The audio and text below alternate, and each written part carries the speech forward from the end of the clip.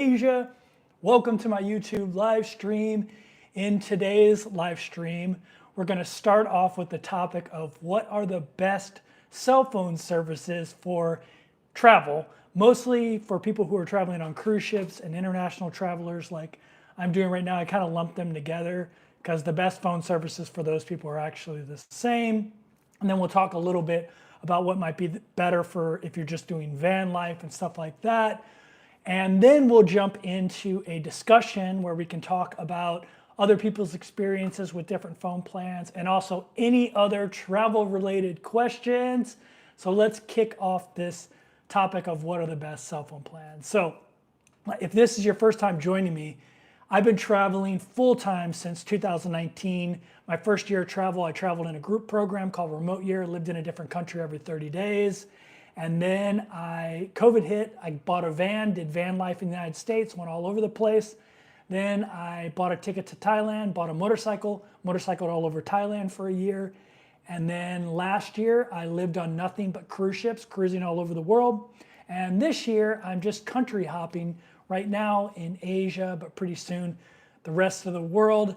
I've actually had, since 2019, I've had all four of the phone carrier services I'm going to talk about, which are AT&T, Verizon, Google Fi, and T-Mobile. So I kind of consider myself an expert on this topic, and I stay up to date on the different plans, especially the international stuff. So without further ado, let's jump into it.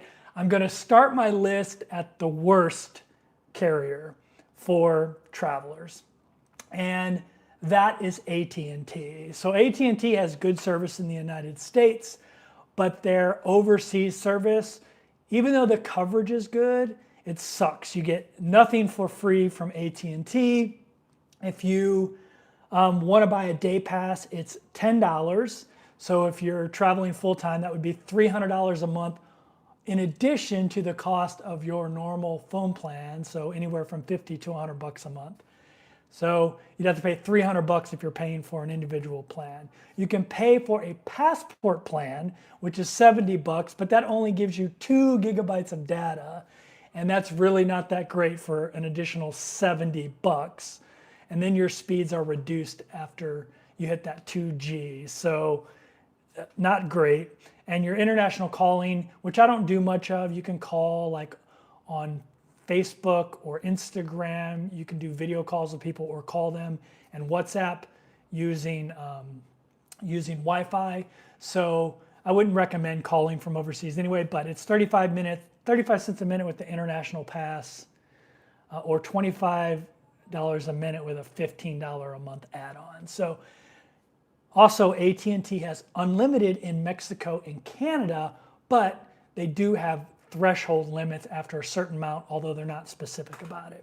So to me, this is probably the worst plan for cruisers, frequent cruisers and international travelers. It's pretty good for van life. It's one of the top two. If you're just van lifing in the United States, I would say it's probably 1 or 2. All right, let's jump into the third best. And by the way, we're only talking about the major carriers. Outside of the major carriers, there aren't really any good plans like with Visible and companies like that. There aren't really any good international plans. All right, so number 3 is Verizon. So again, the biggest reason is traveling internationally with Verizon is pretty costly. They have great service in the United States, but it gets expensive when you go overseas. So for $10 a day, same thing as AT&T, they'll give you unlimited high-speed data overseas. So $300 a month if you're going to pay for every single day. They do have that's actually their travel pass. And they do have a monthly international plan, which you can purchase, and this is why they're better than AT&T, which is $100 for the whole month, and you get 250 megabytes of high-speed data in 130 countries. So that's a lot of data. So that price would be in addition to your normal phone plan in the United States. So if you had a $50, $70, $80, $100 phone plan in the United States, you'd pay an additional $100 a month, but you'd get a ton of high-speed data. That's a lot. Calling on them internationally is super expensive. It's $1 to $3 a minute without a plan, but only 5 to 10 cents a minute with their $15 a month add-on. So that's not even included in that $100 international pass. So you'd have to pay an additional $15 if you wanted to call. But again, I wouldn't ever use my phone to call overseas, call people. So yeah, that's pretty expensive. But you do get that 250 megabytes, which is why they're better than AT&T. All right, number 2 was the first phone service I used when I traveled, and I loved this service. But then they can't, oh, by the way, Verizon has very similar in Mexico and Canada to AT&T. They have unlimited high-speed data, but they do have thresholds. It's just not clear what the thresholds are. So it's not great. Okay, next up is Google Fi. So you get coverage in 200 countries, you get high-speed data, and you only pay $10 a megabyte up to 6 megabytes, okay? So your phone plan would be $60 a month, and you'd have unlimited, you'd have high-speed data wherever you want, 200 countries, which is amazing. And then that's capped at 15 gigabytes. So once you hit 15 gigabytes, they'll slow your data down. But 15 gigabytes is actually a lot of data overseas, especially if you're using Wi-Fi on the cruise ship and in your Airbnb when you're international traveling. But it would be $60 and you could go anywhere, which is one of the reasons I loved this plan in the beginning. They also have unlimited coverage in Mexico and Canada. It's wrapped up into that $10 for every gigabyte up to 6 gigabytes. So it's capped at $60 a month, and then you can go all the way up to 15 gigabytes after that. They do have a thing called they do have a thing called an unlimited plus plan, which will give you 50 gigabytes of unlimited in any country. So you won't get throttled at that 15 gigabytes, and it's only $65 a month. So you pay $65 a month, only $5 a month more, and you get 50 gigabytes all over the world. The problem with Google Fi that I found for international travelers like me is at some point they will shut off your service if you don't ping on a US cell tower. So if you're out of the country for more than 90 days, they'll send you this email saying they're going to cut off your high-speed data. And I got that email after a while. And so for someone who travels constantly overseas and maybe out of the US for an extended period of time, this service doesn't make much sense. But if you're hitting the US every 90 days, I would say this is the #1 plan, because for $65, you have unlimited, or you have high-speed data in 200 countries for $65 a month. You have 55 gigabytes, which is a lot of data. So this one is actually really, really appealing if you're hitting the United States often. The only problem with Google Fi in the United States is it's not the best service in the United States, so you have to check the coverage map. They usually use T-Mobile, which is actually getting a lot better, but they're not prioritized, obviously, because they're a different cell phone service.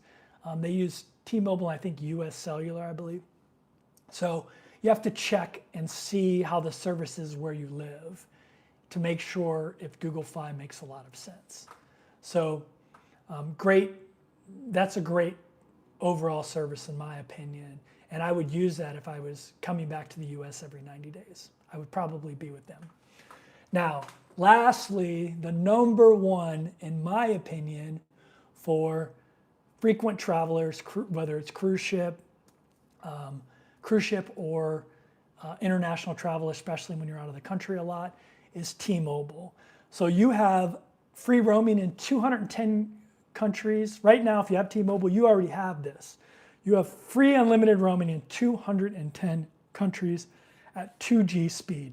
So that's good enough to get text messages, to do a little bit of Google Maps. Can be a little slow. Sometimes they actually give you 3G in the countries you're in. So that's enough for maps in a lot of countries. But whatever T-Mobile plan you have right now, you already have the international, most likely. Check to make sure, but almost all T-Mobile plans come with 210 countries at 2G. So no matter where you're at, when you step off the cruise ship, you're going to have cell phone service there, which is amazing in my opinion. You also have unlimited high-speed data in Mexico and Canada. Unlike the other services, it's not capped. It's just like the United States. So whatever your plan is in the United States, you have the same plan in Mexico and Canada with no caps, which is awesome. Especially if you're cruising a lot and you're cruising out of Canada, or you're doing a lot of like Central America, Mexican Riviera type cruises. It's a great plan for that, because you don't have to add any more money. What I love about T-Mobile is for an additional $20 a month, you get, for an additional $20 a month, you get 5 gigabytes of high-speed data. So you pay 20 bucks and you get 5 gigabytes of high-speed data in all those 210 countries. So if you're staying in Airbnbs and hotels and on cruise ships that have wireless when you're on board, have Wi-Fi when you're on board, then 5 gigabytes is going to be plenty. If you're not doing a bunch of Instagramming when you're outside of the coverage, or when you're outside of your Wi-Fi, where you have Wi-Fi, 5G is going to be great. You're going to have high-speed data no matter where you're at. You're going to be able to do Google Maps. You're going to be able to look stuff up on Google real quick. You're going to be able to look at like what restaurants are good and all that kind of stuff for only an additional $20 a month. And if you're like, normally the phone plans for T-Mobile are like about $70 a month. So you're talking about under $100 a month, and you can use that phone anywhere in the world. If you're a veteran like me, it's $70 a month, which is great. So if you're a veteran and you're with T-Mobile, make sure you contact them and get on their veteran program. It's really easy to get on, and they basically treat you kind of like an active duty service member. T-Mobile does have, just like Google Fi, has a little disclaimer that says they can shut you off if you're out of the country too long, but they don't have a hard, fast rule, and I've never heard of anybody getting shut off. And if you're under that veteran program, they treat you like an active duty service member, and they never shut you off overseas, no matter how long you're overseas. So if you're getting their normal plan, which is $50 a month, and adding that add-on on as a veteran, you're only paying $70 a month, and you're getting 5 gigabytes worldwide. It is a great plan. Another great thing about them is, say you need more data, like you're like 5 gigabytes isn't enough for me. So you can stick with their normal plan, which is $50 for a veteran a month or $70 a month normally. And you can add on a $50 add-on, so your plan will go up to $100 or $120 for the month, and you'll get 15 gigabytes in those 210 countries throughout the world. So you'll go from 5 gigabytes to 200 or to 15 gigabytes, which is a lot of data and should be plenty for you. So that T-Mobile plan is amazing and has a lot of flexibility. Like for me, if I get up against my 5 gigabyte cap, I can just opt to pay that 50 bucks for the month and get an additional 15 gigabytes. If I'm towards the end of the month, I can actually pay $5 and get a half a gigabyte for the day. So if I only have 1 day left in the month before my 5 gigabytes resets, I can just pay $5 and get 512 megabytes, which is half a gigabyte, to get me through the rest of the day. So there's a lot of flexibility in the T-Mobile plan, and they have unlimited in Mexico and Canada, which I really like, especially for cruising. So, I just said a lot there, and so we're going to jump into the chat. I'm pulling up my live stream here real quick. I should have done this before I started, but I'm pulling up my live stream here, and I'll jump into the chat, but I'm not going to go back and look at old questions. I'm going to start from now because it'll be too difficult to scroll back. But go ahead and throw your question out there, put a bunch of question marks, and tell me what you think about these different phone plans. And by the way, for my international guests, sorry, this is pretty US focused. I know some of you do have access to T-Mobile, so hopefully you can use that. But that's probably why I've lost so many people since it started. But now we're going to jump into the normal travel chat portion of our live stream, and we can talk about anything. I failed to mention which one I think is the best for van life. If you're van lifing in the United States, I would say Verizon is the best for sure, definitely. But if you're adding Canada and Mexico into your van life adventures, then you're going to want to go with T-Mobile because you'll have that free service there, unlimited service. All right, let's jump into the chat and see what we got going on here. And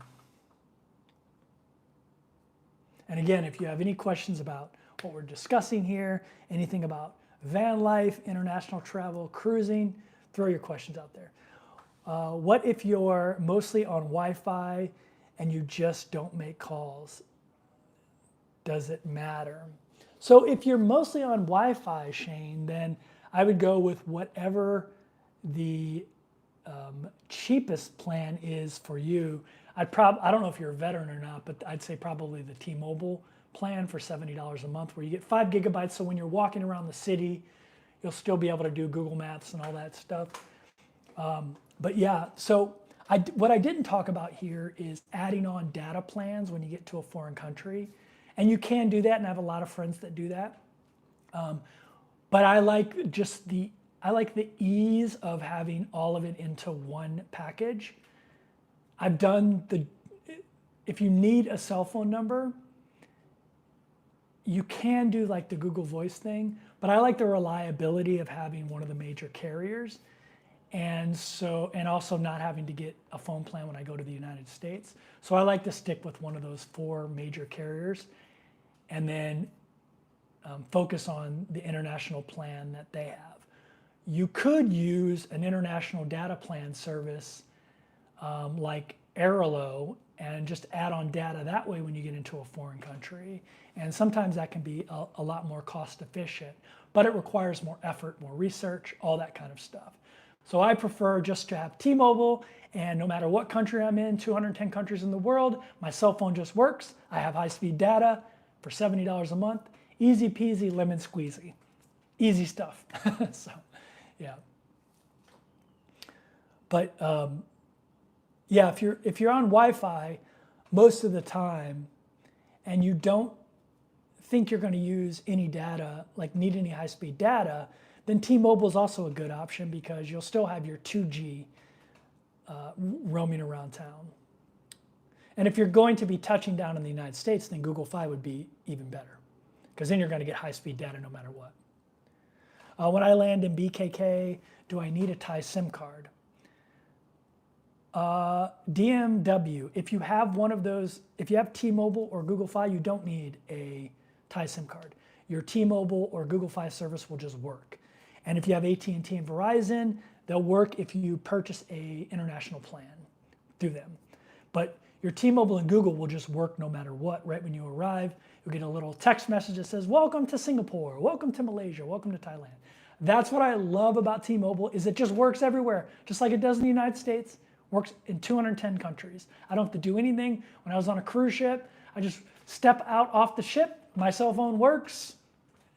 Easy, easy, easy, easy. So when I was on cruise ships, I tended to pay for that $50 data plan more often, because I didn't have, I was out in town exploring a place for one day.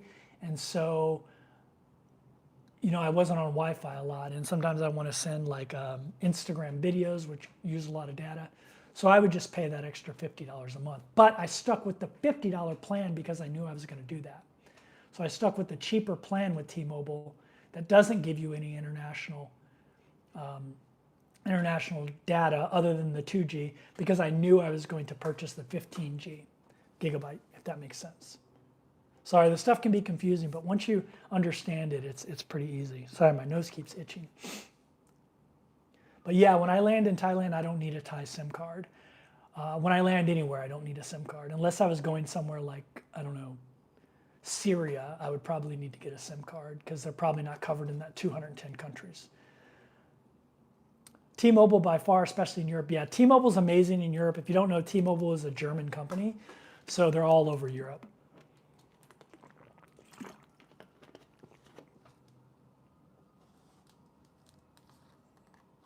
How about piggybacking AIS and True Plan with an eSIM? Yeah, I mean, you can definitely do that, but it adds an extra layer of complication into your life that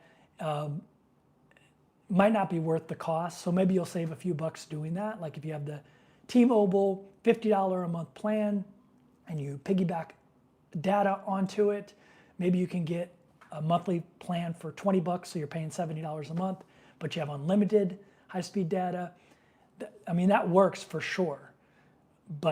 And if you're staying in Thailand, that's probably the route you would want to go if you want to keep your US T-Mobile plan, your US phone number and all that stuff.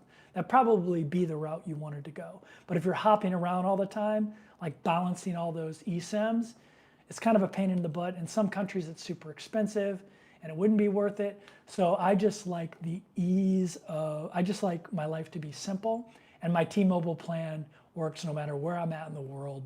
Easy peasy, lemon squeezy. That's my new saying, right? And do you use eSIMs like Airlo? I don't. You don't have to use an eSIM when you have a plan like Google Fi or T-Mobile. You don't have to use additional data when you have those. You can just pop into a country and have high-speed data without having those. You either have it through your plan with Google Fi and T-Mobile with T-Mobile's 5 gigabytes for the month, or you can add that international data plan on and get 15 gigabytes. Or if you have Verizon, you can do that $100 a month and get 250 gigabytes. So obviously those are pricey, but you don't need to do anything additional with Google Fi and T-Mobile. That's why I love them, because even if I buy no international data, I just have my normal T-Mobile plan, or if I had Google Fi, my phone would work in every country I go to and I would get text messages without any additional cost. It would work in 210 countries. I would have 2G coverage. I could do some stuff. It's amazing. So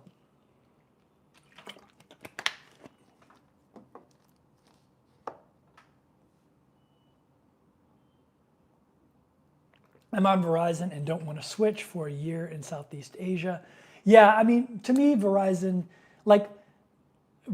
has that great $100 plan. So if you could get but you need to let Verizon know that you're going to be overseas so long, because they'll shut you down too. But I would call Verizon and just see what they have. Maybe you could get their bare minimum plan to keep your cell phone number, and then pay that $100 a month for that 250 gigabytes, which is a ton of high-speed data. Maybe you could do that, and that would make sense.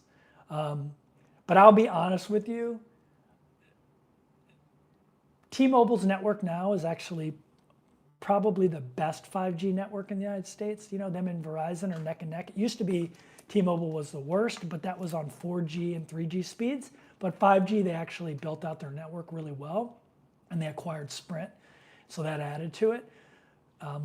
My T-Mobile used to be crappy at my mother's rural house, but now it's great. It's actually better than her AT&T.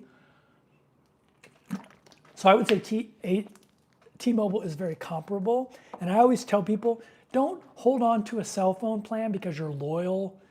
Like, that's just ridiculous. Like, they are not loyal to you, so don't be loyal to them. It's super easy to switch back and forth. And if you don't like T-Mobile, then switch back.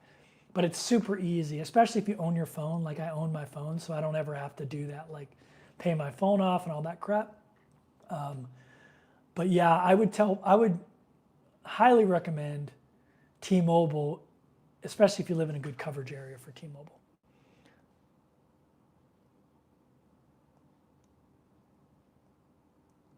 I have international texting on T-Mobile on the Magenta plan. Yeah, your $55 a month Magenta plan is going to work anywhere in the world. And so it's going to work in 210 countries, and you'll have unlimited texting because of the 2G. You can also get on Google Maps. It's not super fast, but you can. But if Google Maps is just sucking for you, find a Starbucks or find somewhere that has Wi-Fi, hop on their Wi-Fi real quick, and then do Google Maps, and then you'll be good to go.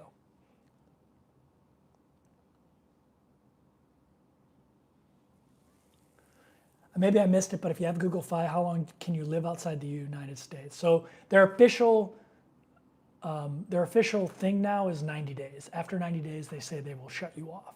So just understand that and be aware of it, that after 90 days, T-Mobile could shut you off. And they did warn me they were going to shut me off. They ended up not shutting me off, but they shut some of my friends off, and so that's why I steer clear of them. But I would say if you're happy with Google Fi service in your area, like you live in a major metropolitan area that has really good Google Fi coverage, and you're a cruiser or you just travel, like you go somewhere for 30 days, 60 days at a time, then come back to the United States, I would say Google Fi is the best plan because, for $65 you have amazing coverage. And they only charge you by what you use. So even if you go overseas, but you only use 2 gigabytes of data because you're on Wi-Fi all the time, it'll only be $20 for the month. So their plan can be super affordable overseas. And when you're in the United States, they just go by how many gigabytes you use. So your plan will be super affordable if you're mostly on Wi-Fi in your apartment. So Google Fi makes a lot of sense if your coverage is good in the United States.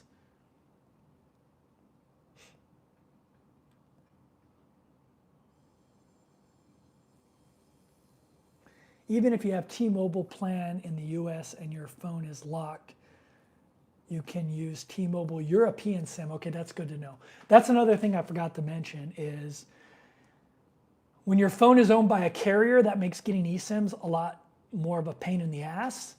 So if you own your phone, you have a lot more flexibility.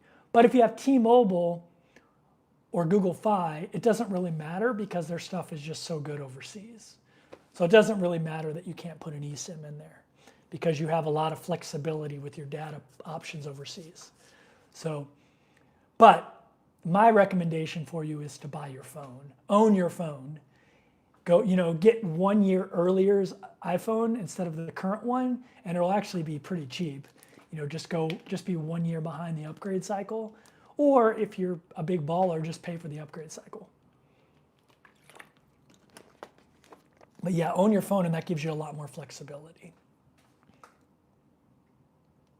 But that doesn't matter if you're sticking with your cell phone provider overseas, right? Doesn't matter.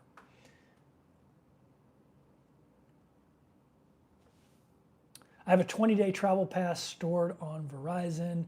Yeah, Andrea, I would say for you as a cruise traveler, ditch Verizon for T-Mobile. T-Mobile just is so much better, and I think they have, not to call you out, your age out, but I think they have good senior citizen packages. And so like for $70 a month, you could travel throughout the world and have high-speed data no matter where you're at on your cruise ship without any additional cost. Actually, you could, and if you didn't want to get the data, you just wanted to have the 2G and your texting to work on your cell phone no matter where you were in the world, then it'd probably be $50 a month for you, maybe even less because of senior citizen discounts.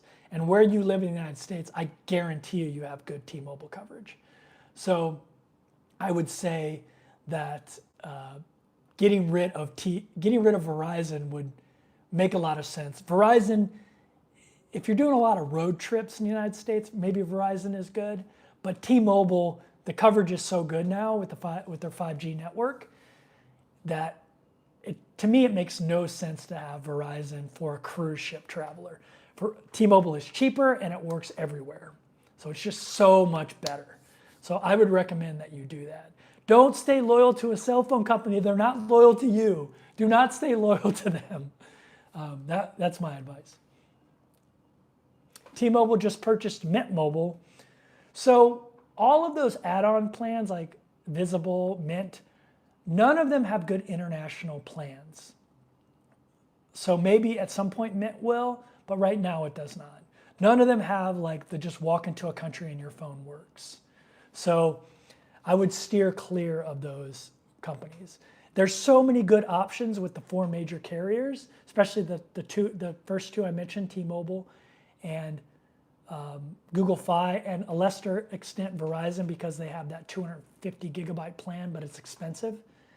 I wouldn't even mess with those low-cost carriers, because if that's what you want, just get Google Fi, because their plan can only be like, if you're not using a lot of gigabytes in the United States because you're always on Wi-Fi in your house, then their plan's only going to be like $10 or $20 a month. So it's going to be super cheap. Nikki Dunn just put my Instagram out there. Thanks, Nikki. I'm always on Instagram doing stuff. It's easy to send me messages on there. I always reply back to people. Once I find the message, a lot of times it'll go into my junk thing or whatever they call it, and I'll have to, I go there like a couple times a week and check it.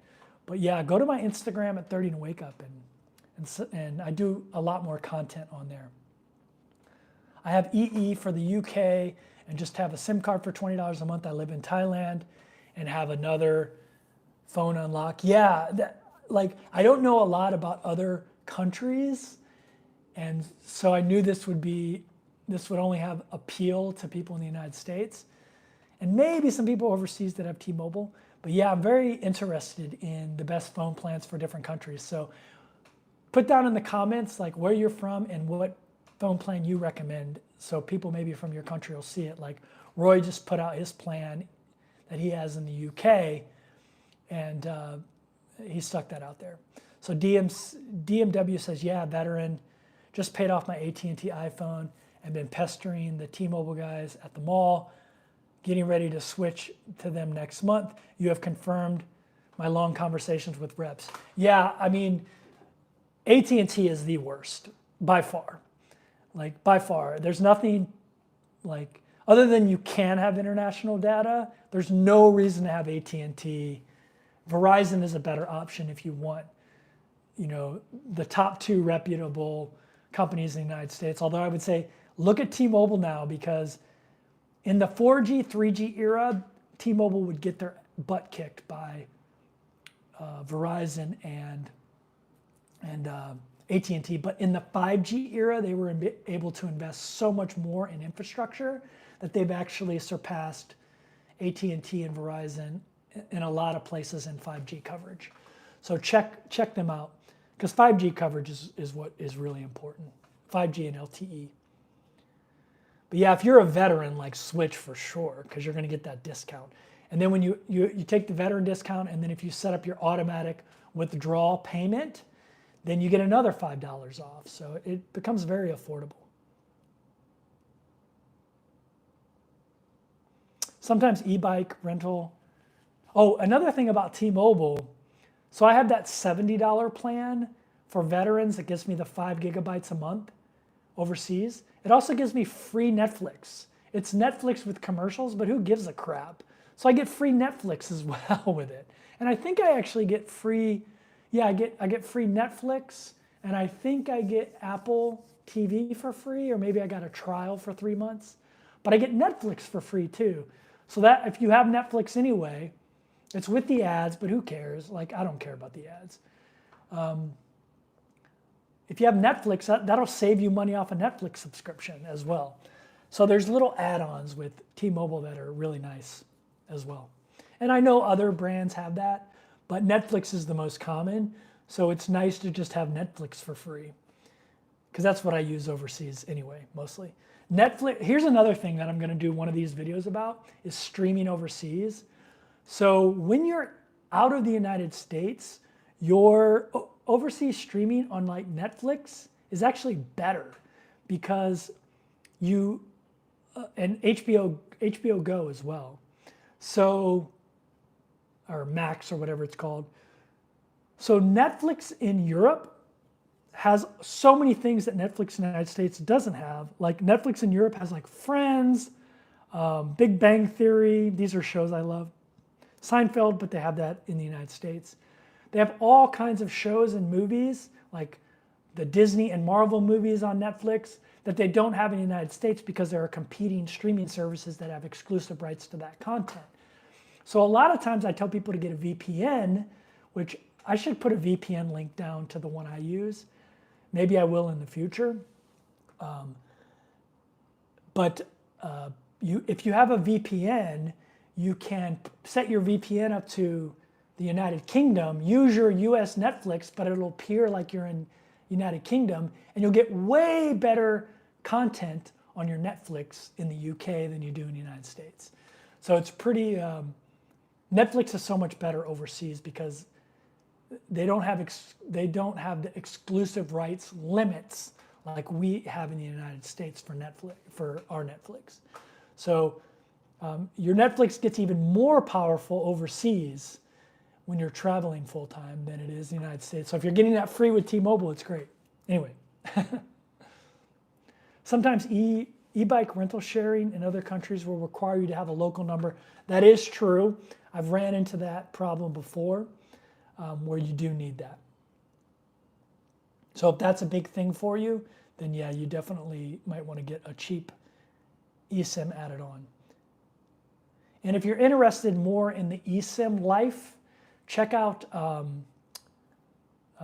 my friends at, oh God, I'm having a complete, my friends at the Retired Finance, Global Life Finance, Global Life Travel, Global Life Retired.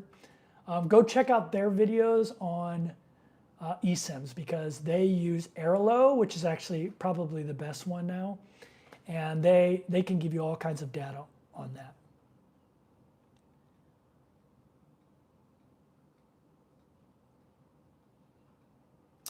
Andrea says, Verizon just gave me that after 19 years, a $5 monthly discount. Andrea, do not stay loyal to a cell phone service because you've had it for 19 years. You can go back to it if you don't like T-Mobile. But T-Mobile is going to be cheaper and way better for a cruiser. A cruiser that has Verizon or AT&T, I'm like, what are you doing? Get T-Mobile, your phone will work everywhere you go in the world without any additional cost. Your texting will work. So get rid of that. Get rid of that Verizon. You'll automatically get the $5 discount if you set up the automatic payment, and you'll probably get some kind of senior citizen discount. I bet you your phone bill will be like $45, $50 a month, and it'll work everywhere you go in the world. So, and also if you're in a major city, I think you can bundle their T-Mobile internet service, so you can get rid of your cable, and you can get rid of your cell phone, your internet service in your house, and get the T-Mobile one, and that'll make it even cheaper. So just, I mean, look, I'm not telling people what to do, but if you're a frequent traveler, cruiser, or international traveler, and you have Verizon and T-Mobile, because you've had them forever, not smart. Switch to T-Mobile. Switch to T-Mobile. T-Mobile's not paying me. I don't get any money from T-Mobile. But I've used them all. I've had all 4 of them since 2019. I've used them all. I know what the better ones are. Don't waste. I used to be so loyal to AT&T. And then one day I'm like, why am I being loyal to these guys?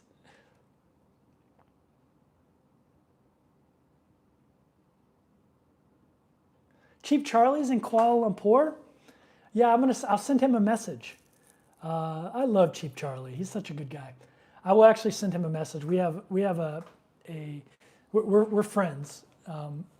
Yeah, I'll definitely send him a message. Hey Kevin, T-Mobile good for Canadian? I'm not 100% sure. I know Canadian has like monopolies in their cell phone service, but I know T-Mobile works in Canada like unlimited. So if you're able to get a T-Mobile service, you should be okay in Canada, but don't quote me on that. You know, check the boards. Oh, you might be asking, is it good for Canada? Yeah. So the T-Mobile service has unlimited high Wi-Fi or unlimited high-speed data in Mexico and Canada. So it works just like it works in the US. It's high speed. It's unlimited. You don't have any caps on your normal plan without any additional international fees. Mexico and Canada, your T-Mobile is great. That's why it's great for Alaskan cruisers. So if you do a lot of Alaskan cruising, like out of Vancouver, it's great to have that T-Mobile, because you'll just have your normal cell phone service. You don't have to pay any additional. And a lot of times your cell phone will work while you're transiting to wherever you're transiting in Canada or in Alaska, because you're usually close enough to the coast of Canada or Alaska to get cell phone service, which is kind of cool. Yeah, there's over 70 in the chat. If you don't mind smashing that thumbs up, I would appreciate it. Thank you, Nikki. I appreciate that. Going Green Mom's in the house. Going Green Mom says T-Mobile is horrible there. You should check it. It used to be horrible where my mother lives, and now it's great. It's actually better than her AT&T. Google Fi's carrier is T-Mobile, makes it number 2. Yeah, they use T-Mobile as their carrier in the US and US Cellular, unless someone's already bought out US Cellular, which maybe has happened. Do you know any good travel insurance companies that offer coverages overseas? So I'm not a good person to ask that. Go over to Global Life Finances, or I think it's Global Life Retirement maybe now, or Global Life Travel. Go over to theirs. They have international health insurance, and they have a very good video about it. And she even had to have a surgery overseas. So go check them out, and they'll be able to give you better information. If you plan to leave the US and not return for more than a few days a year, what cell service would you sign up for? That's what I do. That's why I have T-Mobile, because Google Fi will definitely shut you down after a little while. T-Mobile says they will, but I've never found anything that says they ever do, and they don't have a specific time where Google Fi says after 90 days we'll shut you down. Also, if you're a veteran and you're on their veteran plan, they treat you like an active duty military service member, and they won't ever shut you down. So you don't have to worry about that. So I would say T-Mobile for sure. If you want a US cell phone carrier and you're only going to be out of the country, and you're going to be out of the country most of the year, I'd say T-Mobile is definitely the one. Hey, Go Small Live Large is in the house. Speaking of van life, Go Small Live Large.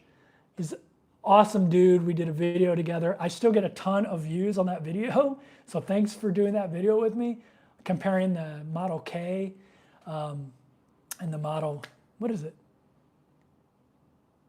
Travato K and L? What the heck model do you have? I can't, dang it. Anyway, it compares those, and I went and hung out with him at his house, which has the most beautiful backyard you've ever seen in your life down in Florida. And yeah, if you're missing me doing van life, go check his channel out. I'm actually in the G. That's right, K and G. Go check out his channel for sure if you love van life and all that kind of stuff. But yeah, I'm actually shopping for Honda Elements right now to build one out into a small camper. So I might be going to that van life again. In my dream world, I would have a small condo as a home base in either Galveston or Fort Lauderdale, which would be walkable to the cruise port. So I'd have easy access to cruising without having to take a cab or anything. I could just walk there. So, and I'd also be in a tax-free state and that have great veterans benefits. And so Texas and Florida fit that bill. I would have a condo in one of those places that I could leave for extended periods of time and not have to worry about it, but also is in walking distance of cruising. I would have my Honda Element camper, and I'd be close to an airport, where in Galveston and Fort Lauderdale, you have major international airports very, very close. And so I could do all the kinds of travel I want, have a home base in a tax-efficient place, and have my RV, my van life thing stored there. So that's my ideal setup right now. And so I'm constantly looking at real estate in Florida and Galveston, in Fort Lauderdale and Galveston, condos, and I am actively shopping for a Honda Element. So then I can do all the kinds of travel I love anytime I want. That's my new goal that I'm kind of researching how to make happen right now, if that makes sense. I think their biggest channel is Grounded Life Retirement Travel. Okay, there we go. But yeah, Go Small, Live Large. Check out his channel, especially if you love van life and you miss me doing van life videos.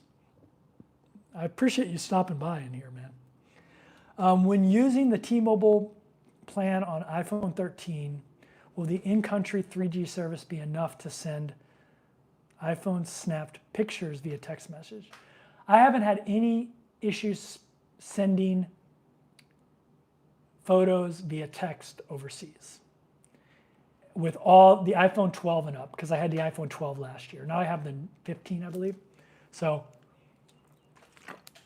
I haven't had any issue doing that, sending photos. But also remember, at some point you'll be on your Wi-Fi in your condo or hotel or on cruise ship. And so you'll be able to send that way anyway. A condo in Florida will cost you dearly because of new HOA law. I'm curious about that. I'll have to look it up. Yeah, I've heard that from people that Florida is not too friendly as far as property taxes, insurance because of the hurricanes, although I'm sure Galveston has the same issue with that. But also, I'll have to look up this new HOA law, which is a shame because I really love Florida. Have you been to Da Nang? I've not been to Da Nang. I did live in Hanoi, Vietnam for a month, and it was amazing. All right, I'm all caught up on questions. If you don't mind smashing that thumbs up button, I'd appreciate it if you haven't already. We still have 72 people in here. We've only been going for 45 minutes, which isn't a lot for me, for those of you that know me. If you have any questions, put a bunch of question marks and ask your question, and I'll do my best to answer it. It can be on any topic related to travel. It can be on this cell phone topic. It can be on van life, cruising, anything related to travel. Passports, my Thai Elite visa, if you're curious about that. Anything you want to talk about. I turned up the volume on my mic because people were complaining about the volume. How's the volume on my mic? First off, I'm curious. I didn't want to ask that in the beginning because I wanted to jump straight into the topic at hand, but I'm curious how the mic sounds today. But it should be louder than it normally is. Nikki's got to go to bed. Good night, Nikki. Thanks for stopping by. When are you headed to the Philippines? So I head to the Philippines in October. So I have another 10 days in this Airbnb, and then I go over to another Airbnb in a different part of Kuala Lumpur. I'm actually super excited about it. It's more of one of those work, live, play communities like where I was before. And so I'm super excited to get into that condo. Not that this one's been bad, it's nice, but the one I'm going to, I think, is going to be even better. So I'm super excited about that.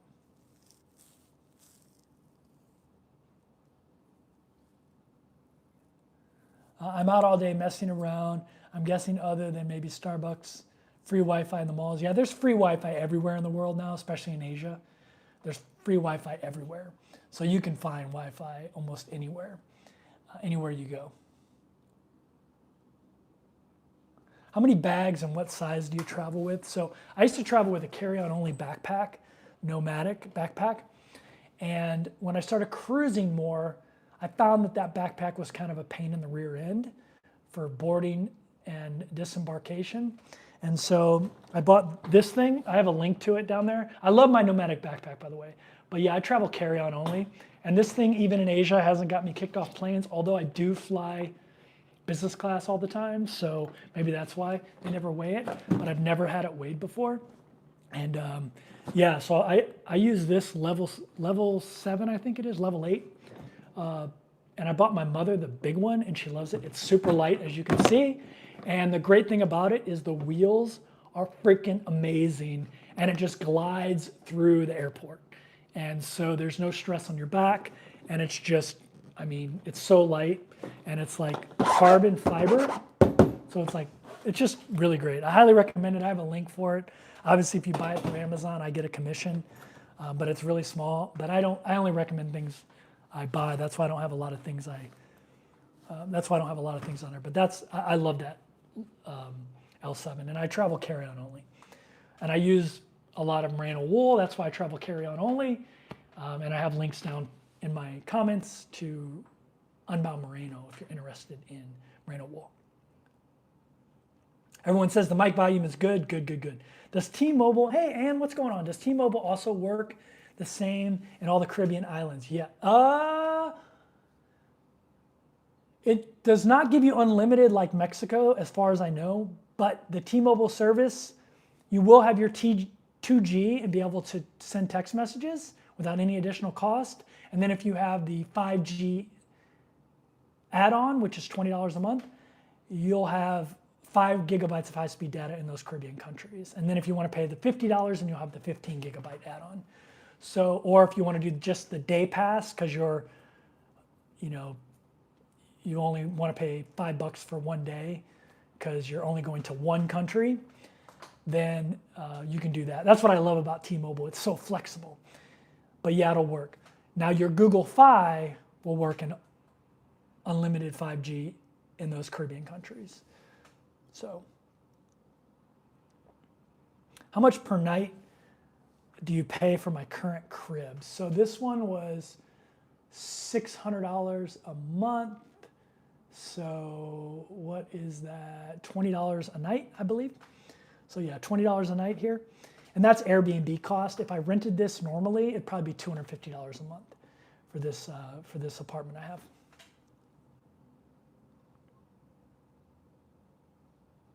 Oh, Going Green Mom, you're too sweet putting all that stuff in there. Thank you. Volume is good now. Great. That's good to hear. Property taxes are better in Texas. Plus, Texas insurance rates are going up, but may be similar in the end. Just not sure about the HOA law. Okay.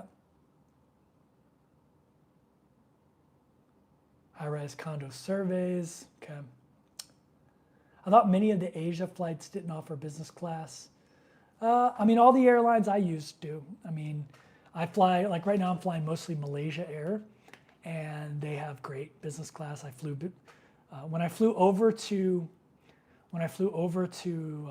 Thailand, I flew Eva Air from Vancouver, which is a Chinese company, and they had lie-flat seats. I had lie-flat business class. But in my opinion, most of them do. Maybe the really low-cost discount carriers don't, but Malaysia Air definitely does. I'm pretty sure Air Asia does too. But I've been flying mostly Malaysia Air lately because their business class has just been pretty affordable. I have T-Mobile Magenta Max and threatened to cancel my daughter's line after she traveled 60 days. Are you saying they don't actually follow through? I've never heard of them following through. And so, I've never heard of them following through. Now, what I would say is maybe if you get the $20 add-on, which gives her 5 gigabytes of high-speed data, maybe that's why I don't ever get messed with. Also, I'm on the veteran plan. But I've looked through all the Reddits, and I've never seen people shut off with T-Mobile. I have seen people shut off with Google Fi. Many people shut off. So, but as far as I know, no.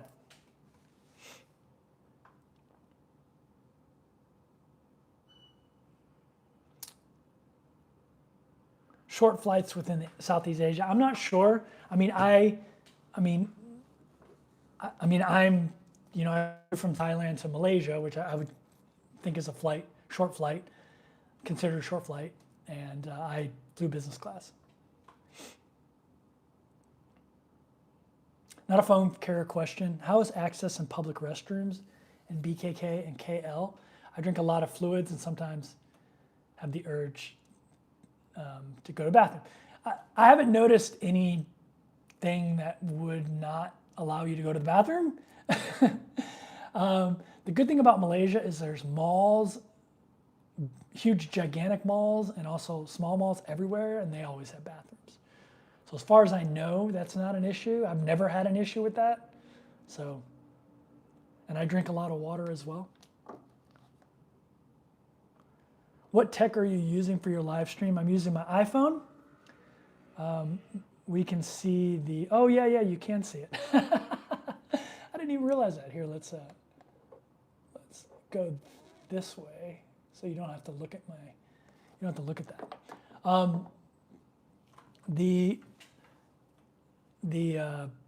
The tech I'm using is my iPhone, and I'm using just these wireless mics here, hooked up to my iPhone, and then I'm using my iPad to read the comments because it's just easier than doing it on my phone. So yeah, that's the tech I'm using, Shane. Welcome everyone, please hit the thumbs up. Thanks, Andrea, you're awesome. Do you use points for business class? Yes, I use nothing but points. I have the Chase Sapphire Reserve credit card, if you guys don't know, and I get a ton of points with my lifestyle because you get 3 points for travel. And Chase Sapphire Reserve is the most valuable points. It has a high fee, but once you get $300, it's a $550 a year fee. You get $300 travel credit though, which I use all the time, obviously because I stay in Airbnbs, I fly, I eat at restaurants, which also that takes into that account. So that's $250 a month. And if you really want to, you can get a 25% bonus on paying that fee with your points. So you could just pay that fee with your points and the credit card is free, and then use whatever points are left over for flying business class or however you want to use the points. But yeah, I use nothing but points. I never pay for flights. I haven't paid for flights since 2019. I've been traveling full time. I never pay for flights, and I almost always fly business class. I stay in Airbnbs mostly or hotels, so I get a ton of points by my normal spend. And so yeah, I highly recommend it. You can get the Chase Sapphire Preferred as well, which is less expensive, and it's also a good card. I have links down below that have the deals they have right now, and then they give me 10,000 points if you use those links. Thank you to anybody who's done that. I also have IHG below, which I always tell people is a no-brainer for cruisers because you get 1 free hotel night a year for $95 a year fee. And if you're cruising, you almost always go and stay in a hotel, and so it pays for itself right away because you're basically getting a hotel for $95. That's in the cruise area, which if you know anything about cruise areas, it's hard to find a hotel under $100 a night. So it's a no-brainer, and you get a ton of either free nights or points, and IHG is great for a traveler. You can also buy their points multiple times a year for double the points, and you can end up getting really cheap hotels that way. So I usually don't ever pay for hotels either, by the way, because of my IHG credit card. And both of those have links below with special deals, and then they throw some points my way. But I would highly recommend those cards for frequent travelers, either the Chase Sapphire Reserve or Preferred, which is the Preferred is cheaper. You just don't get as many points, but it's still good. And then the IHG is a no-brainer because of the free hotel night. And the fee is only $95 a year. It's a no-brainer.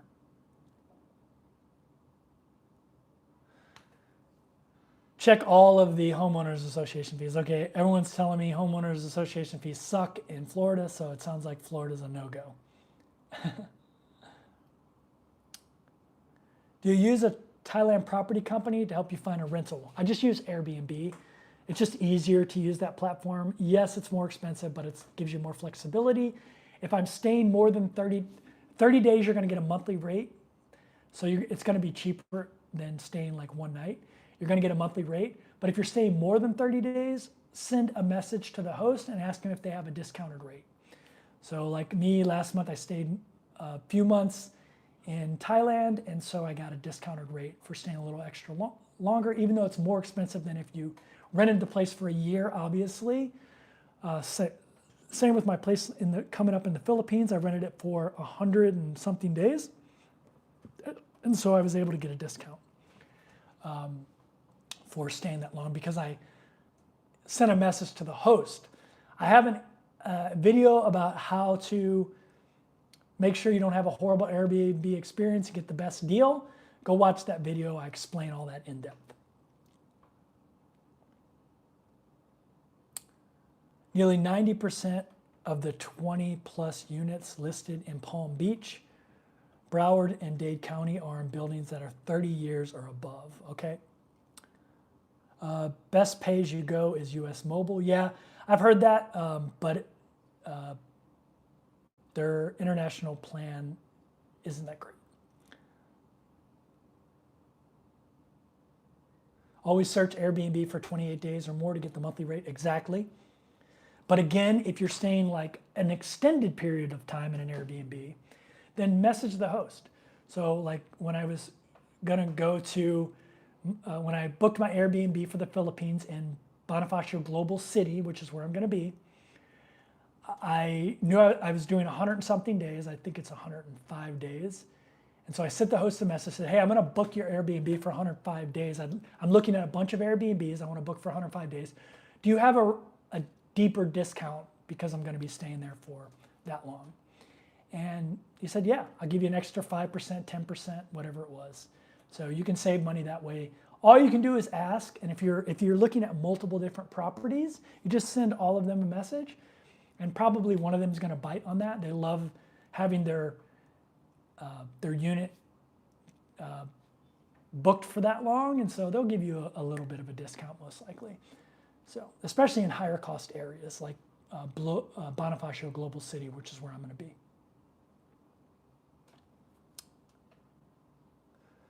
I use Wi-Fi, I use WhatsApp overseas. Yeah, me too, I use WhatsApp, but you still need data to use WhatsApp. Where if you have T-Mobile, you can just use your normal texting. It doesn't cost you any additional money over your normal cell phone plan. But yeah, I use WhatsApp as well. Yeah, messaging the Airbnb host directly is a good idea. Go watch that video. It's a pretty short video. It's only like 10 minutes. Where I mean, I've stayed in nothing but Airbnbs since 2019, other than when I lived in my van. But I would occasionally do Airbnbs then, and when I was on cruise ships. So I have a ton of experience living in Airbnbs and how to find good deals.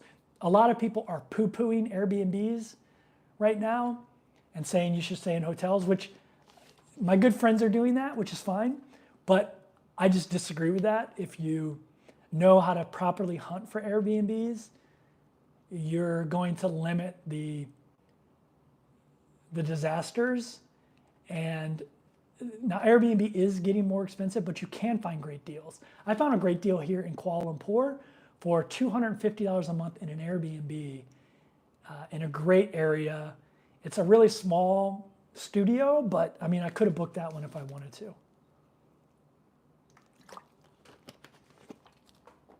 And I might in the future at some point.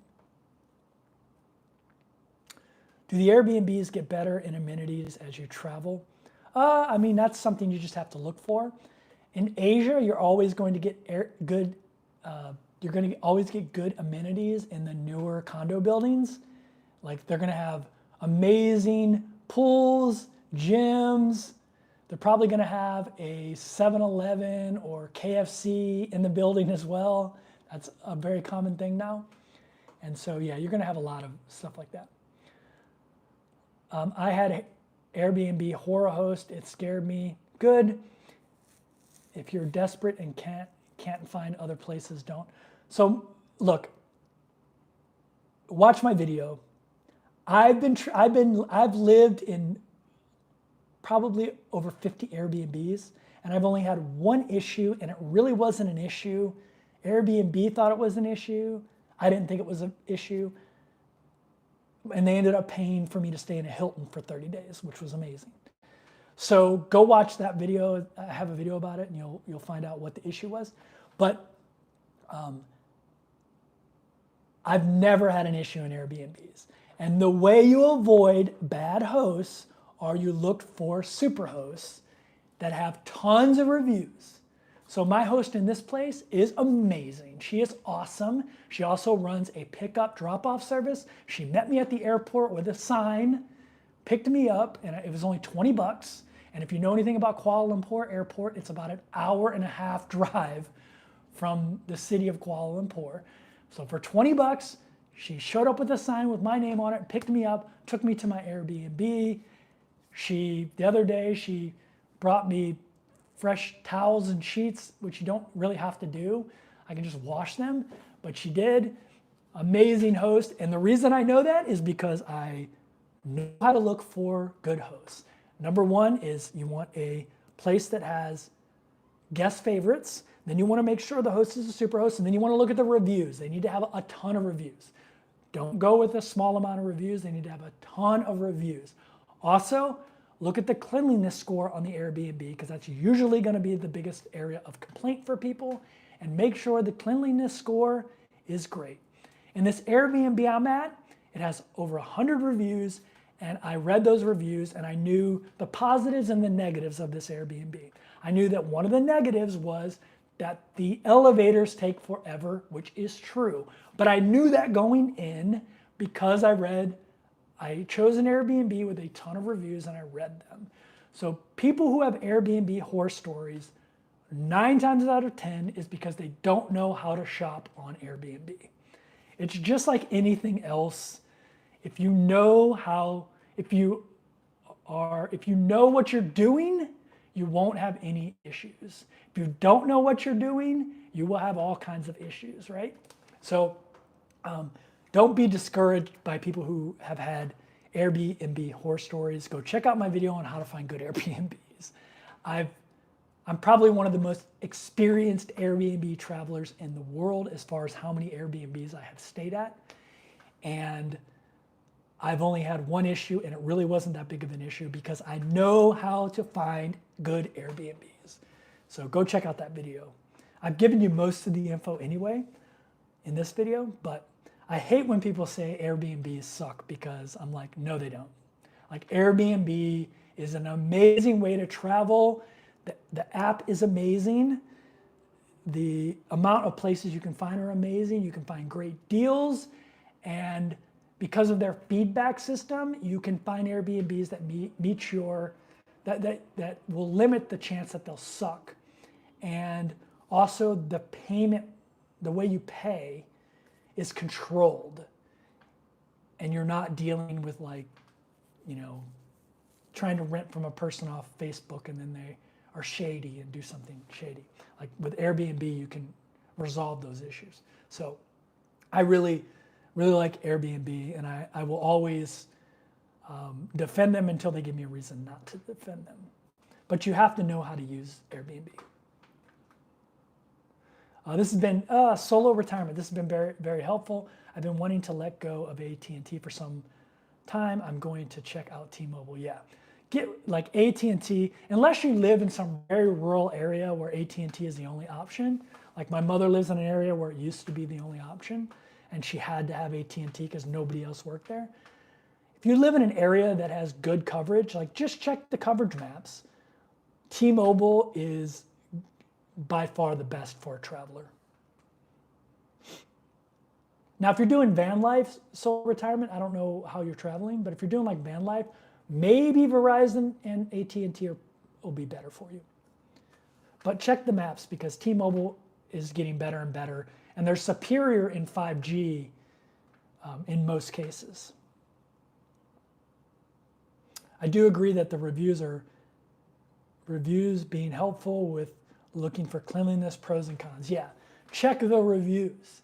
Like and it needs to be a lot of reviews. If for some reason it's a guest favorite and you have a super host, but there's only 3 reviews, and the most recent review was 6 months ago, I don't care what the scores are. I'm not renting that Airbnb. There's too much unknown there, right?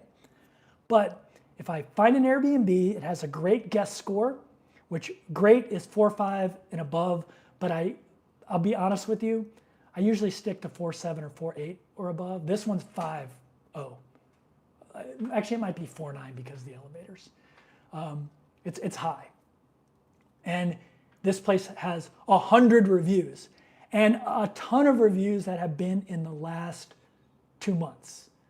And so that's also good to have very recent reviews. So I could see everybody's experience, what people's bugaboos were about the place. I can find who gave a lower review than 5.0 and see why they did that. Like, what was the reason? Oh, the reason was the elevators are slow. Okay, not a big deal. Or the reason was don't allow pets. I don't care about that. Like, the fact that they don't allow pets, I don't care about that. Or doesn't have a pool. And, a pool is not a big deal for me. I don't care. Whatever. So you want to read the reviews and then find the reviews that are under 5.0 because they're probably going to have the comments, the negative comments. And yeah.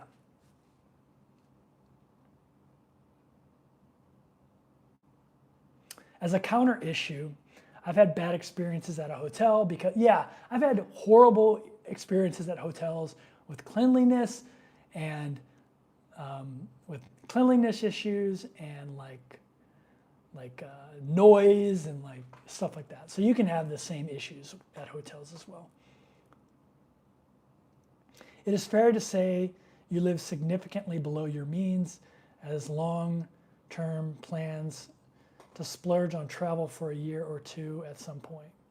Yeah, I definitely live above my means. If you've been following my channel for a while, you know that I have multiple streams of income. I built those up over my life, but I'm still very frugal. I've always stayed, by most standards in the world, I consider myself I would be considered wealthy, but I was always frugal for so long that it's just hard for me to get out of.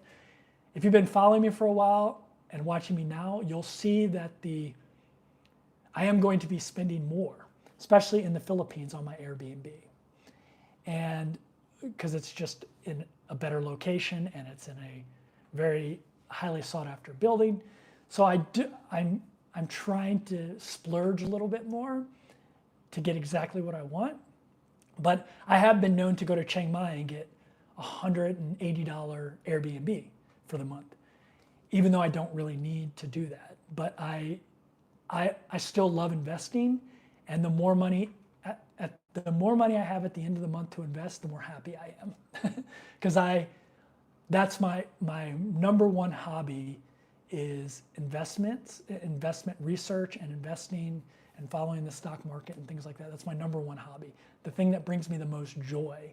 And so the more money I have to devote to that, the better. And usually your number one expense is where you live. So for me, I don't have a place in the United States. I do have a house, but I rent it out. And it's completely paid off, so it cash flows. So I've stayed frugal my whole life. And I've figured out ways to get things for free. Like all of my flights have been free. So I never pay for flights. The things I do splurge on are food. I will spend whatever I need to on high quality food. I don't care. I do not mind spending money on. And I spend money on high quality clothes. Like I have Unbound Merino shirts, which are expensive, $60 a piece. Although this shirt I bought in 2019 and it's still going strong. So honestly, even though it's an expensive shirt relative to what you could buy at Walmart, if I had a black cotton shirt that was how many years old that is, 6 or 7 years old now, it would be done a long time ago. So it's actually probably frugal buying this stuff too because it lasts so long.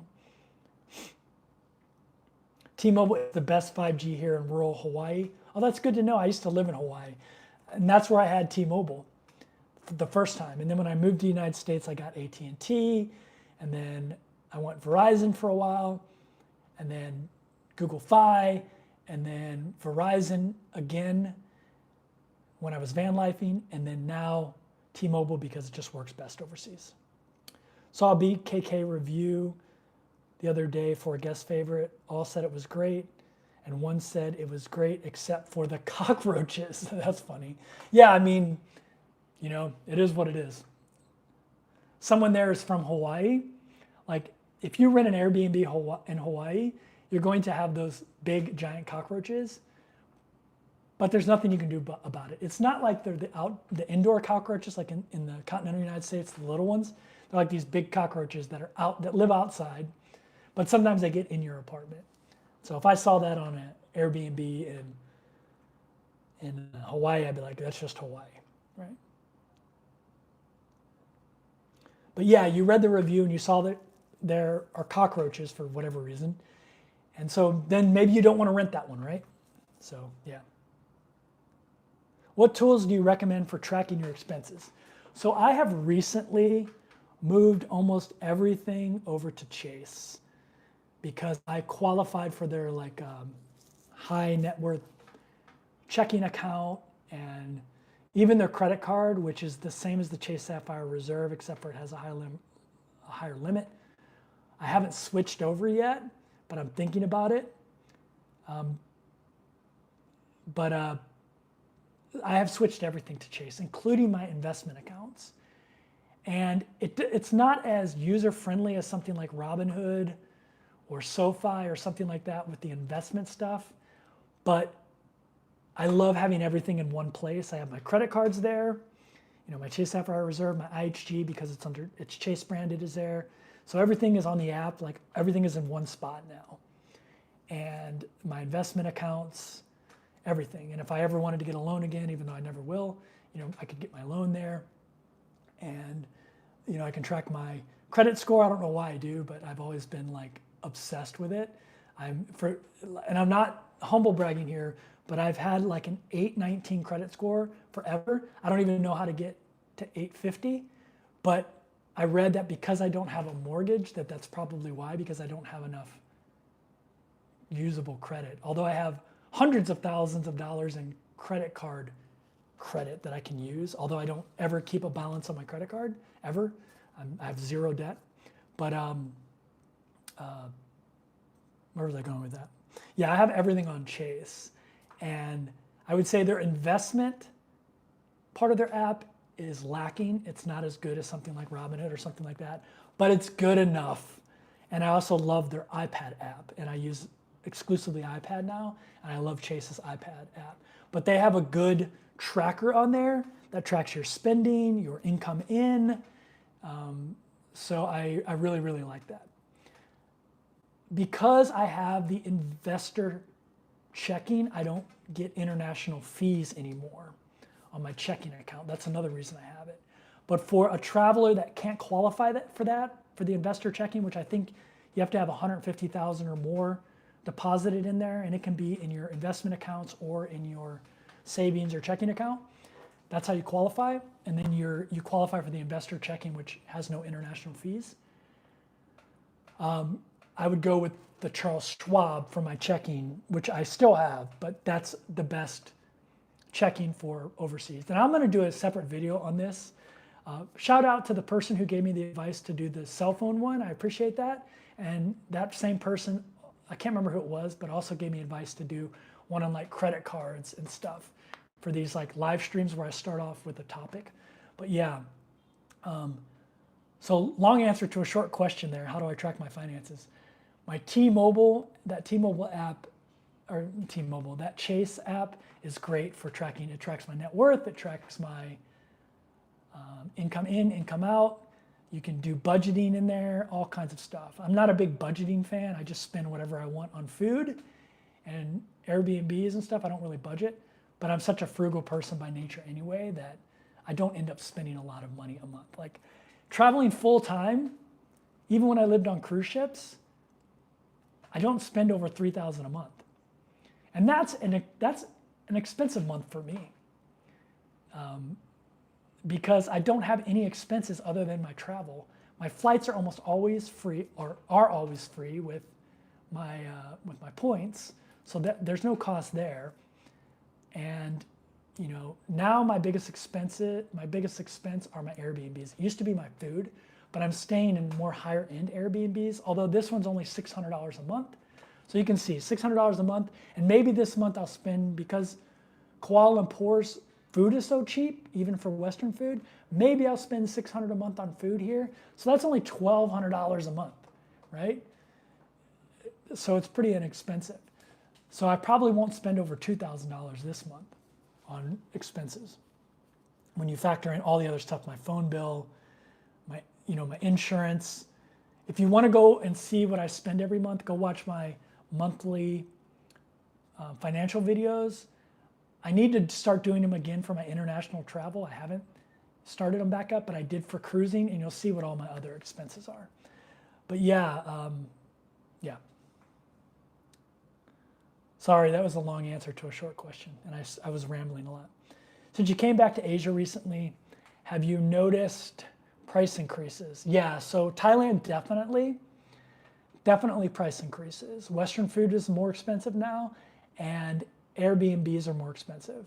And even renting condos can be more expensive, but you can still find a really nice, if you wanted to live in Thailand, in Bangkok, or Pattaya Beach, Jom Tien area, or Hoi Hin, you can still find a really nice condo in Bangkok for $400 to $500 a month, all in, including utilities. And you can find nice ones in those beach towns for $300 to $400 a month, all in. So you can still find it. Now, if you want really, you want to be in a brand new building with amazing amenities, $500 to $600 a month, all in, right? Airbnb is going to be a little bit more expensive. It's going to be $800 to $1,000 a month to get in those more higher end places, and maybe even $1,500 a month to get right in the heart of the city in a new building with all the amenities with Airbnb. So it's going to be more expensive. Kuala Lumpur, not so much. The prices have not really went up here.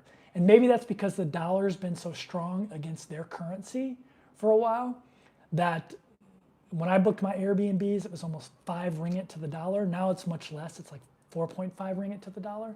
But at the time, it was like 5 ringgit to the dollar. It was much cheaper to get Airbnbs and things like that here. My Airbnb next month, which is in a more higher end building than the one I'm in now, is $1,040 for the month. And so that's more expensive. If I wanted to rent the same unit in the building that I'm going to be in, I could rent it for $400 a month for 12 months. So it depends on how long you're staying, how affordable it is, if that makes sense. I would say everywhere in Asia is affordable if you're staying for 12 months and you rent a place. Airbnb, it's still affordable, but it's more expensive than it was before. Like, you're not going to find that beachfront condo like I had with the amazing views. I think it was $300 for the month. That was during COVID. You're not going to find that anymore. That same condo that, if you go back and watch, if you look at my most popular videos, it's like my second or third most popular video. It's a condo tour video of my condo with the amazing beach views in the Cetus. That condo was $300, I think $350 a month, $320 a month, all in. That same condo now is going to be $1,000, $1,200 a month. So, but I think that video is partly to blame for that. You can still find a condo with that amazing view on Airbnb for $700 a month there. Not in that building though. That building has gotten super expensive, and there's a few reasons for it. Inflation, obviously, but mostly because of Russian and Ukrainians fleeing the war, and also Chinese as well moving in. It's driven up the prices because there's such a huge influx of those people trying to escape having to go to war in their country. So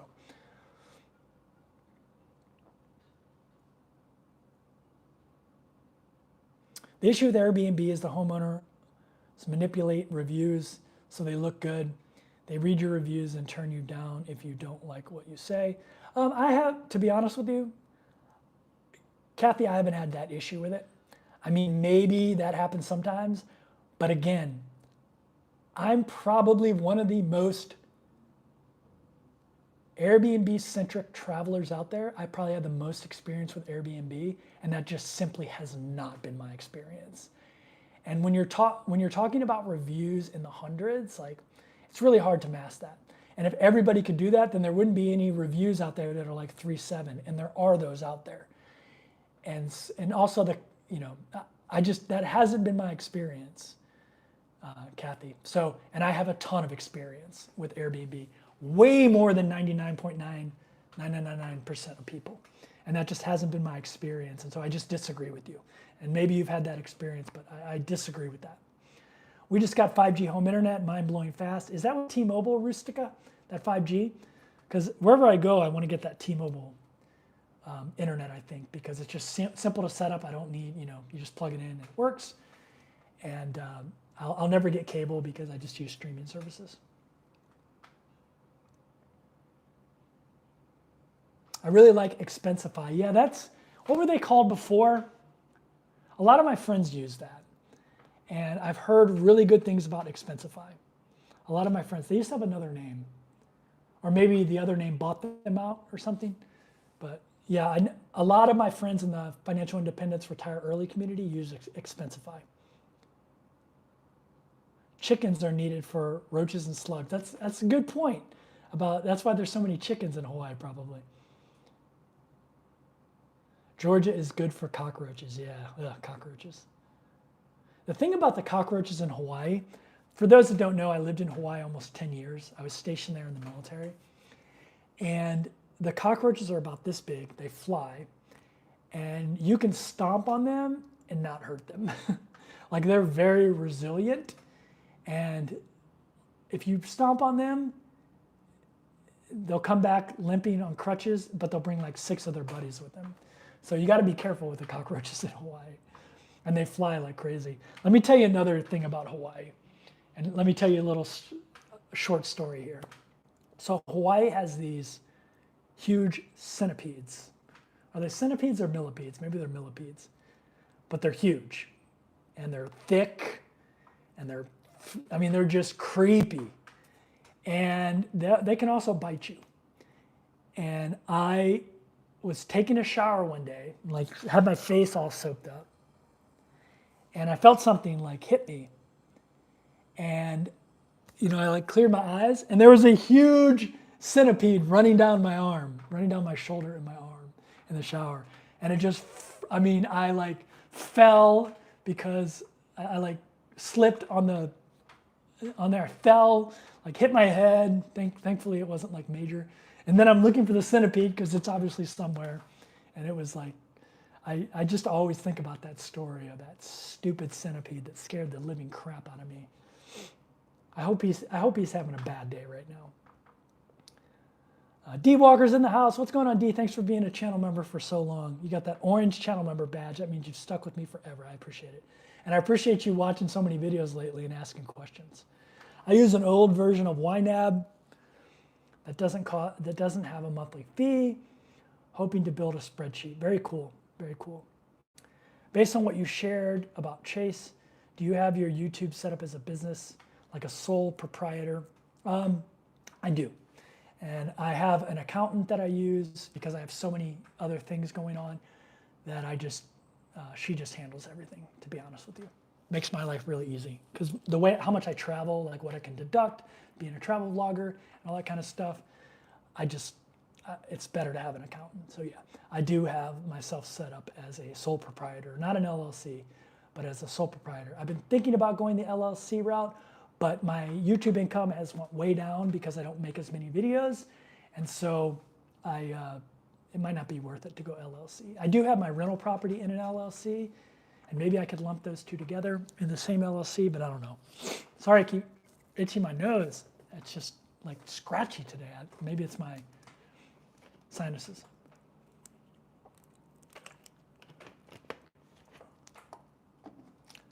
I had good luck with Airbnb, but I do worry about the review system because I feel like people can't be honest without penalties.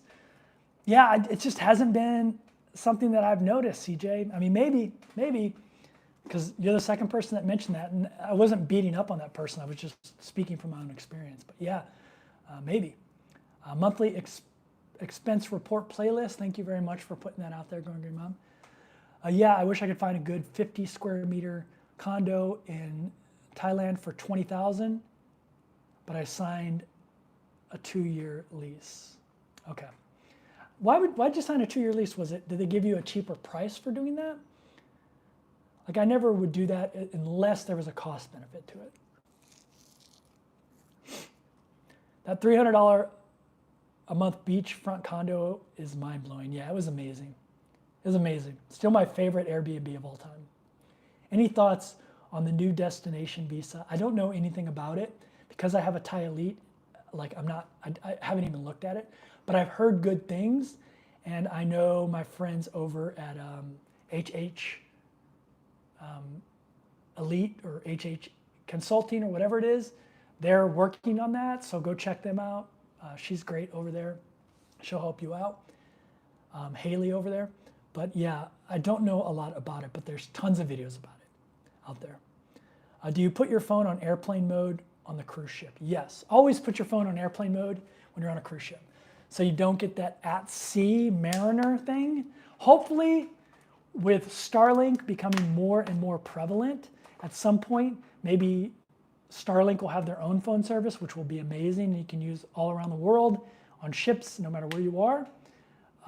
But be careful. Always put your phone on airplane mode on a cruise ship, because you might get that at sea charge for data. So yeah, always put it on airplane mode.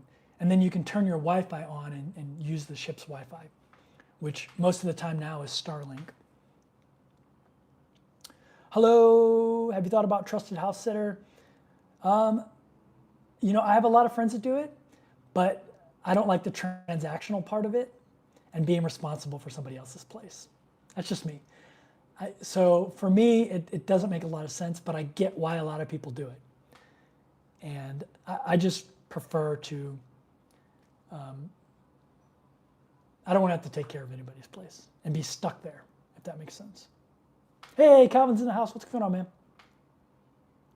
Thailand also recently changed their visa on arrival. Yeah, you get 60 days on their visa on arrival, which is great. Where was the centipede located at? That was in Hawaii. Do not scare me about Hawaii. I leave on Ruby Princess next month. Ruby, my favorite, my most cruise ship, Ruby Princess. Yeah, don't worry about the centipedes. You'll be fine.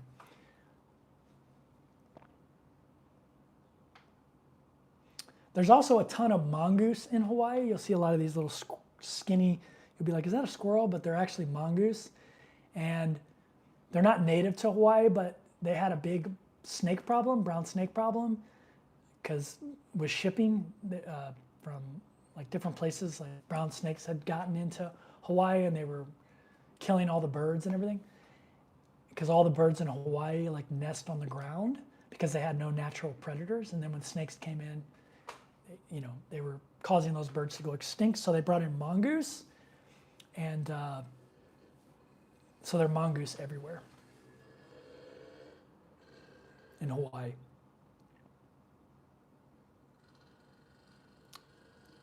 Oh, so the 2-year lease saved you $2,000 baht a month, which is about $60. That's not bad, because that'll pay for your electricity.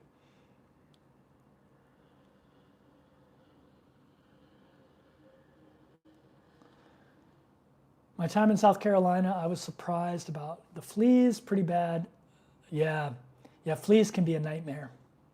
Have you been to Phnom Penh, Colombia? No, I have not, but I really want to go. Everyone speaks so highly of it and they love it, and I would definitely like to go. I've been to Luang Prabang, Laos, and I loved it, and I heard it's very similar. Mongoose like Ricky Tikki Tavi. I was about to say that. I used to love that as a kid. Ricky Tikki Tavi. Yeah, like Ricky Tikki Tavi, right? Except for he was hunting cobras, where they were hunting brown snake, I believe. Like the Guamanian brown snake or something like that. Bangkok to Chiang Mai, best way you've traveled. Air or overnight bus. I really like the overnight train. I have a video about it. Go check it out. I really like the overnight train, but I would probably just fly now because it's just quick. It's like a super quick flight. It's super cheap in country, so it doesn't cost a lot of money. But if you want an experience, the train is pretty cool, I think. I see Malaysia Air just inaugurated a large jet service from BKK to Chiang Mai. I saw that. That's awesome, actually. Actually, is it BKK to Chiang Mai or is it KL to Chiang Mai? I think it's KL to Chiang Mai, Kuala Lumpur to Chiang Mai.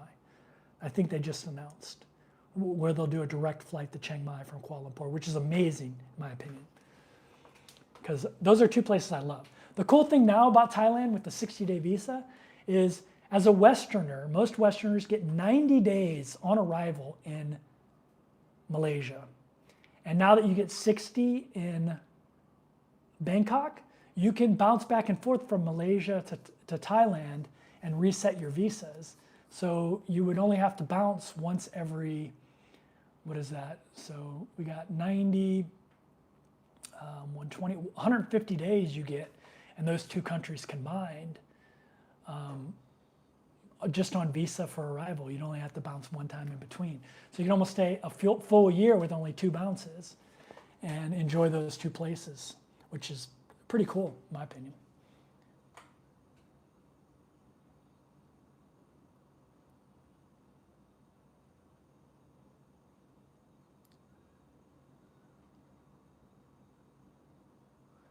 I love solo travel, but do you ever feel lonely or struggle with relationships due to your travels? So I get this question a lot. I have a question about like loneliness, or I have a video about loneliness and travel out there. So if you want more in-depth stuff, go watch that video. But a couple things. Number one, if you've been watching my channel for a while, I am a severe introvert. I know it probably doesn't seem like that because of the YouTube thing, but on the Myers-Briggs test, I'm as far introvert as you can be. So I actually need a lot of alone time. So alone time doesn't bother me. I don't get lonely. I love to socialize. Socializing is amazing. I love socializing. And that's one of the things I loved about cruising is it's really easy to socialize because everyone's there cruising, going on different things together. You can tap into different groups and it's really accessible. It's not as accessible when you're traveling like I am now. So it's a little bit more difficult, but you can still tap into like expat groups, digital nomad groups, and things like that when you crave that kind of thing. Cruising is great for it though. I love cruising for that. It's one of my favorite things about cruising. So for me, I don't get lonely. I use dating apps like Bumble, and I go on dates occasionally, not all the time. I'm not a huge serial dater or anything like that, but if someone seems interesting, I'll go out with them, especially if they, I put in there, hey, I travel a lot, you gotta be okay with that, stuff like that. So I do go on dates and things like that, but yeah, it's, for me, it's pretty easy. If you're a severe extrovert, it would probably be better for you. It would be hard for you to travel like I'm traveling right now. It'd probably be better for you to do the expat thing where you go to a country and live in that country and you can establish a friends network and tap into those communities permanently, like expats and digital nomads and whatever you're interested in. Like I'm interested in investing, and so I oftentimes will tap into the different investor communities in the area and things like that.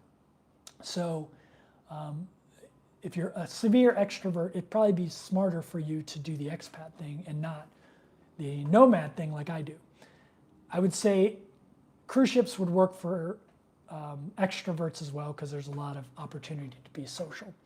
But yeah, you could also travel with a program like Remote Year like I did, where I bounced to a different country every 30 days, but I traveled with the same group of people, 35 people. And that was great for that. So I would say Remote Year is actually a good way to travel like I'm traveling now, but have a group of people where you're not going to get lonely. So there you go. There's 2 things. You can watch my old videos on Remote Year, and it's something that I'm considering doing again in the future.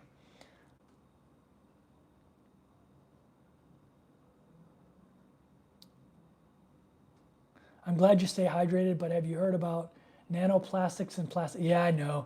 I need to get, it's just so convenient to buy them, but I get that for sure. I need to get a water bottle, but when you're in Asia, it's hard to find clean water, to be honest with you, to fill them up. So it would be difficult. Maybe I could get a bigger, but it would still be plastic. So.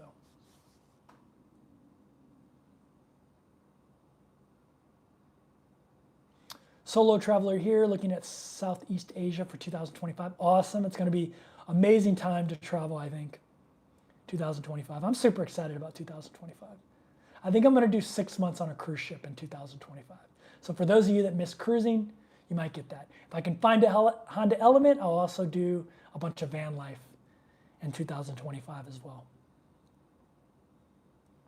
Is it true that other countries don't obsess over the news? Yeah.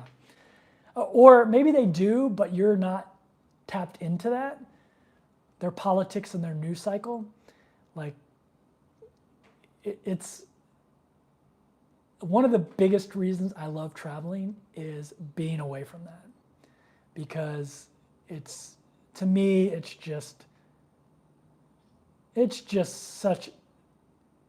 so destructive. Like, no matter what your political differences are, the things we have in common are so much more. Like wanting to have a healthy life, success for our friends and family, and stuff like that.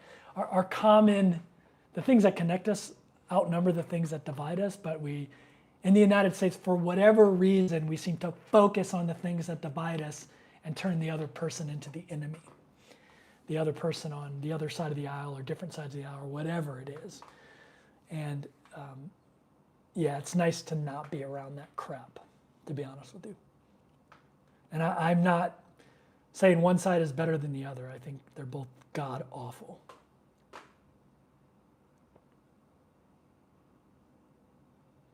What is the name of the YouTube video you talked about last time about happy alone? So search happier alone. Yeah, I forgot to mention that earlier when we were talking about introverts.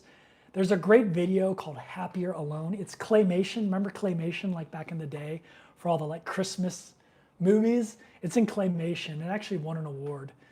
And it's called Happier Alone. And go watch that video. I send that to people when they ask me about like how do I deal with being alone and things like that. Like how can you be alone so much? I just send them that video, and then to help them understand the type of personality I am.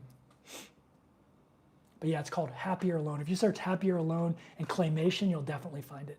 But just Happier Alone, you should find it. And it's just a great video, in my opinion.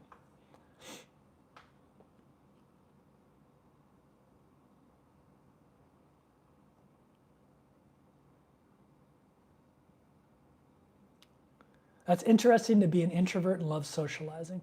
Yeah, I mean, being an introvert doesn't mean you don't like socializing. It means you get your energy alone. You recharge alone. But it doesn't mean you don't like socializing. Like, I mean, I would consider this socializing. We're having chat back and forth. I mean, obviously it's not in person, but I love having intellectual conversations with people. I love, meeting new people, hearing their stories, and tapping into groups that have the same interests as me, like investing and things like that. And so, yeah. Have you already did that one?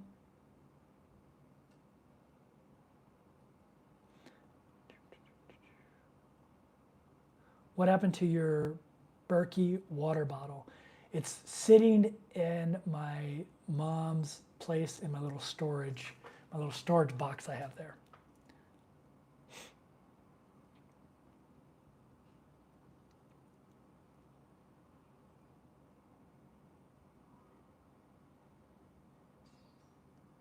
Okay, let's see. Aloha, Kevin. What's going on, Rich? Speaking of Hawaii, another Hawaii person in here. Thanks again, Rich, for being a channel member so long. I can't believe you've been a channel member that long. We'd be posting some sightseeing videos of KO. Yeah, especially next month. I'm in a better area for that next month. Not next month, in 10 days, 10 days from now. And so, yeah, you'll definitely be getting more sightseeing videos here in KL.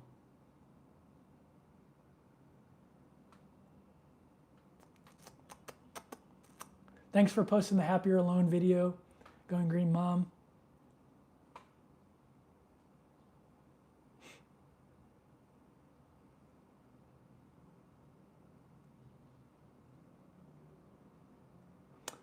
Which cruise line ship did you recently transit the Panama Canal? I was on Ruby Princess, and yeah, Ruby Princess with Princess. So I really like Princess's transits. Panama Canal Transit, they usually have a great lecturer on board. I love the lecturers. I know that's super nerdy, but I love going to the lectures on board cruise ships. Kevin, how long does your social battery last? It just depends on, like, I could talk about investing all day long with people. I could talk about that stuff all day long. I could talk about travel and Airbnb. Like, I could talk about that stuff all day long. Depends on what it is, especially if it's in smaller, more intimate social settings and less like big groups. I'm not like antisocial or have any quirks or anything. I just like, it's just the way I'm wired, you know? Some people are wired differently, and that's just the way I'm wired. Can you make phone calls using ship's Wi-Fi? I'm not 100% sure, to be honest with you. I think so. You should be able to call. It's Starlink Wi-Fi. It's no different than any other Wi-Fi. You should be able to call on like WhatsApp, Instagram, Facebook. You know, you use their little call feature. You should be able to do that. I wouldn't do it on my phone line. I wouldn't take that risk. But you should be able to do it on one of the apps, I'd imagine. I'm a huge introvert and love traveling alone, leaving the US for the exact same reasons you spoke of. Yeah, I mean, for me, I love it. I mean, it's like, some people think that's like sad. I'm so happy that I'm wired that way, that I don't need other people to be happy. And again, it's not that I'm antisocial. I love socializing, but I just don't need it, you know? So it's not something that drives my thought process, where I know, where if you're an extrovert or you're really a social butterfly, you might need that. And I'm not dogging you for that. That's just what you need. So there's no right or wrong way to be. It's just how we are, right?